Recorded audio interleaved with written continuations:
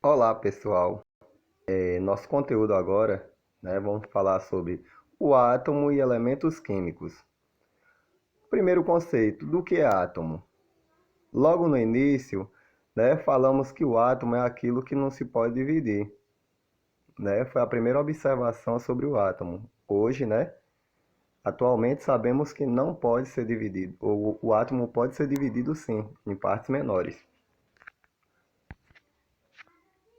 O primeiro modelo atômico aceito foi proposto em 1913 pelos físicos Ernest Rutherford e Niels Bohr.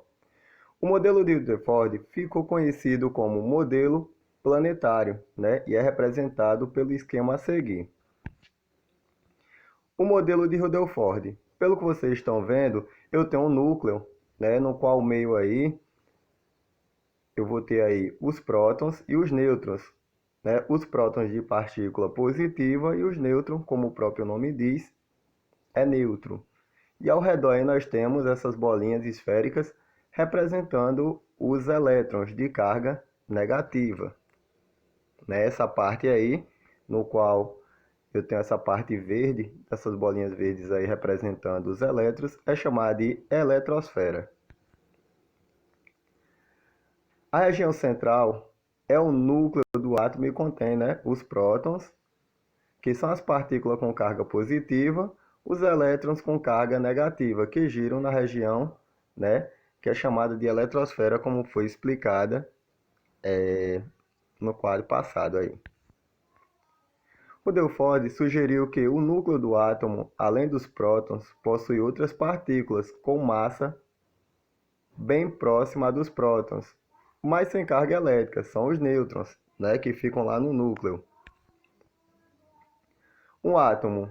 Qual é a estrutura do átomo? O átomo ele possui um núcleo. No núcleo nós temos os prótons de carga elétrica positiva e os nêutrons, como o próprio nome diz, é neutro, não tem carga elétrica. E ao redor nós temos aquela eletrosfera, onde orbitam os elétrons de carga negativa. Número atômico.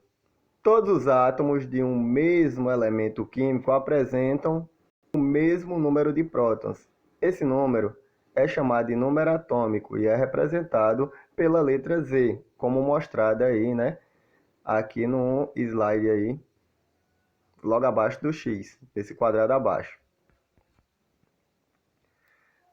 O elemento sódio, que é representado pelo símbolo Na, por exemplo, possui um núcleo com 11 prótons, portanto, seu número atômico é igual a 11 ou Z igual a 11, como vocês estão vendo aí abaixo, Na 11.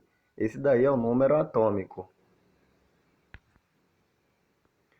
Número de massa ou massa atômica. A soma do número de prótons com o número de nêutrons de um átomo é o número de massa desse átomo, que é representado pela letra A. Essa letra A representa o número de massa. Qual é a massa? Vai ser o peso total do núcleo, que vai ser os prótons mais nêutrons, né? Que vai representar o peso da massa.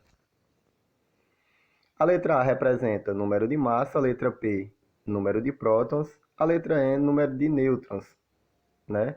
Essa letra N aí, ela vai representar o número de nêutrons e assim sucessivamente.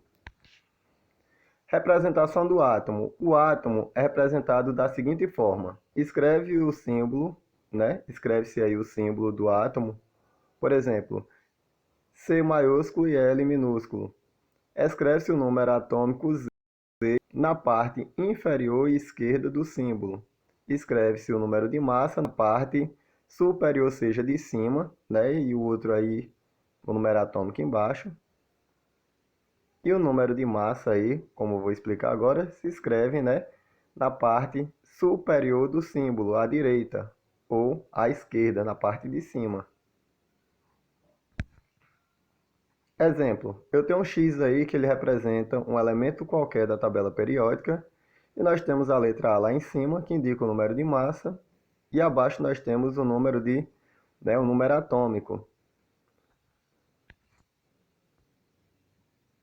Isoátomos, né? Nós vamos falar aí sobre os isoátomos são átomos que possuem tipo de igualdade eles podem ser isótopos, que possuem mesmo número, né, atômico, mas número de massas diferentes. Isóbaros, que possuem o mesmo número de massa, mas números atômicos diferentes, ou seja, o contrário. Isótonos, que possuem mesmo número de nêutrons, mas número de massa e número atômicos diferentes, né, como representado abaixo. Nós temos também, além do modelo atômico de Rutherford, temos um modelo de Bohr, né, que prosseguiu com os estudos. O modelo de Rutherford explicou satisfatoriamente a estrutura da matéria. No entanto, Bohr aperfeiçoou o modelo de Rutherford, baseando-se em postulados. O primeiro postulado: os elétrons estão distribuídos em grupos de acordo com suas distâncias ao núcleo, descrevendo órbitas circulares, sem emitir ou absorver energia. Temos aí o segundo postulado, né? Fornecendo calor a um átomo, o elétron absorve esse calor e salta para níveis mais externos, ou seja, para mais longe do núcleo, mais para fora. Ao retornar ao seu nível de origem, libera essa energia sob a forma de luz visível. Na próxima aula continuaremos, né, os conteúdos e eu vou tirando a dúvida de vocês.